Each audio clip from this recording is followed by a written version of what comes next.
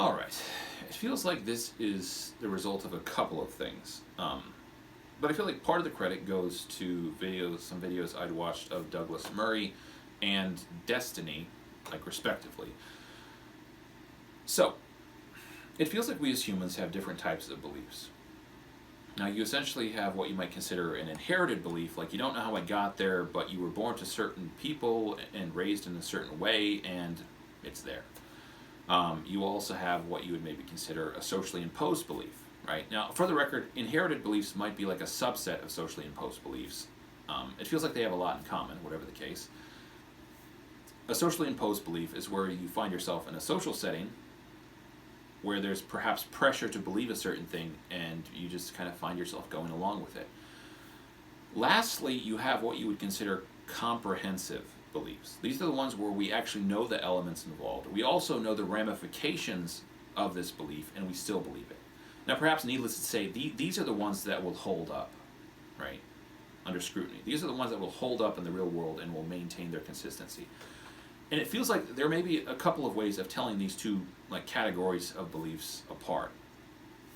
With regards to inherited or socially imposed beliefs, it feels like because you didn't come up with them or because you didn't deconstruct them at all or delve into them, you're going to have a hard time expressing these beliefs in your own words, right? It's going to sound a lot of times like you're reciting something. You're going to make a quote or make some sort of hackneyed chant, and that will be the end of the argument. Right? You can't go any deeper than that because, well, it's not really your argument. Yeah. Apart from that, it feels like, again, because you didn't come up with it, because you didn't delve into it or deconstruct it, this belief will not necessarily be well reconciled with the rest of your beliefs or your worldview, and people will be able to pick it apart because of that. Right? You believe this over here, but you also believe this over here, and those two things, they don't go together. There's a contradiction there. You can't reconcile those two things. And it feels like there are ways to fix this, bearing in mind that the inherent danger is you might stop believing that thing. One of these involves introspection. And some people are really good at this, playing like the devil's advocate in their own head. Apart from that, though, there's what you would consider like taking your theory for a test drive. Now, God forbid you have a friend who you don't actually agree with, or just someone in general that you might talk to and not agree with. But it feels like if you have one of these people, you're going to want to try and take your theories for a test drive, right?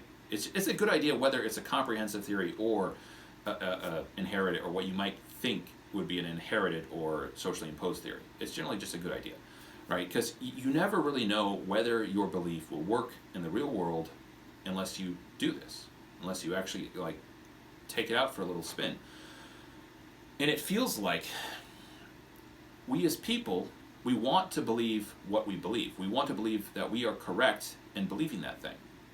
The other person, they want to prove you're wrong. They believe you're wrong, and they're going to go at you like that. Which means they're going to come at you with a degree of zeal that you might be incapable of. So again, as a general idea, if you don't have one of these people, you should find one of them. Find one of these people that disagrees with you, but you can still talk with, and take your theories for a test drive. All right, thanks for watching. Please like and subscribe, and leave a comment if you like.